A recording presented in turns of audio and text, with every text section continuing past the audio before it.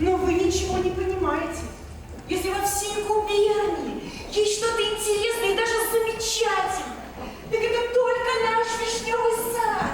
У названия последней пьесы Антона Павловича Чехова было два варианта произношения. Вишневый сад – это деловой, то есть коммерческий участок земли, который приносит доход. А вот вишневый сад совсем не прибыльный. Он хранит в себе поэзию некогда богатой барской жизни, растет и цветет для прихотей глаз избалованных эстетов. Жаль, уничтожать его да надо, потому что этого требует процесс экономического развития страны. Так выбор Чехова вспоминает театральный режиссер Константин Станиславский в книге «Моя жизнь в искусстве». Это классика, это раз.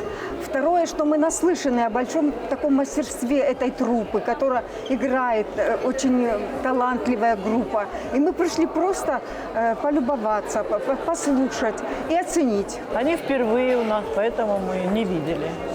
А так, вообще-то, мы все время посещаем театр. С помощью нежного звука «ё» в слове «вишневый» Чехов будто старался обласкать прежнюю красивую, но теперь ненужную жизнь. Со слезами он разрушал ее в своей пьесе, писал Станиславский. Загадочный и пророческий спектакль во Владикавказ привез Крымский русский драмтеатр имени Максима Горького. Писатель заложил много смыслов в это серьезное произведение. Как отметила главный режиссер Анжелика Добрунова, задача труппы была разгадать все тайные послания будущим поколениям от автора. Мы это попробовали, учитывая все, что мы знаем о Чехове и все, что мы не знали о Чехове, потому что, когда мы начали работать спектакль, мы его открывали и все больше и больше узнавали. Вот, мне кажется, что многое все-таки случилось у нас правильно.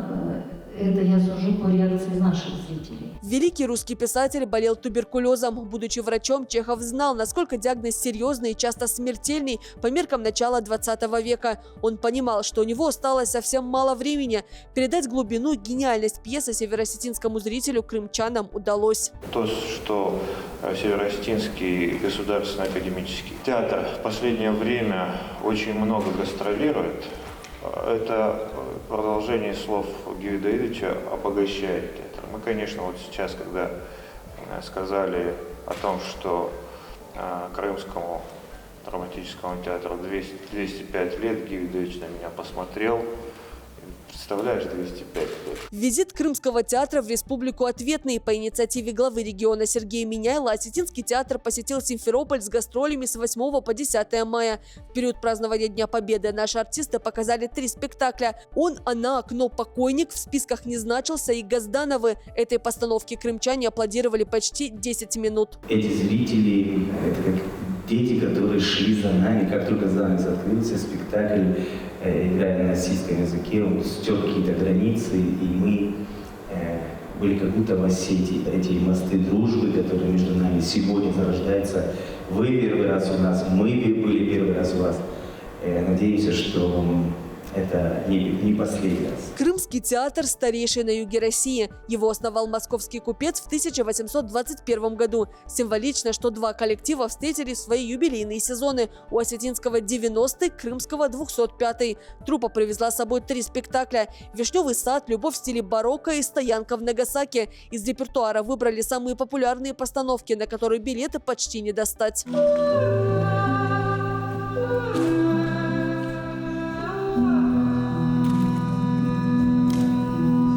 На крымскую стоянку в Нагасаки билеты распродают за месяц до показа. Из огромного многослойного романа Валентина Пикуля «Три возраста Акини-сан» выбрали самый трепетный мотив – историю любви русского морского офицера Владимира Каковцева и хрупкой японки Акини-сан. Действие постановки разворачивается в 1880-х и спустя 2 десятилетия, в период русско-японской войны. Лет 15 мы его не играли, и потом зритель попросил, были постоянные заявки, просьбы вернуть его в репертуар.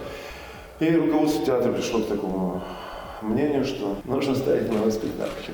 И вот сезон назад мы вернули его публике, и она очень благодарна, и залы постоянно заполнены. 3-й и финальный спектакль «Дерзкая фантазия» на тему шекспировской комедии «Любовь в стиле барокко». Молодой граф – убежденный холостяк, для которого свобода дороже наследства. Но коварное отцовское завещание ставит ультиматум – жениться на незнакомке или лишиться родового гнезда. План спасения – заставить невесту саму отказаться от брака. Ты верно не из наших. Не знаю, кто тут ваши. Я весь наш. Обмены и гастроли между Крымом и Осетией символично прошли в год единства народов России, объявленный Владимиром Путиным. В Осетинском театре говорят, коллектив взял уверенный курс на сближение с соседними республиками и регионами. Дана Малышева, Михаил Безуглов, Вадим Панченко, 15 регион.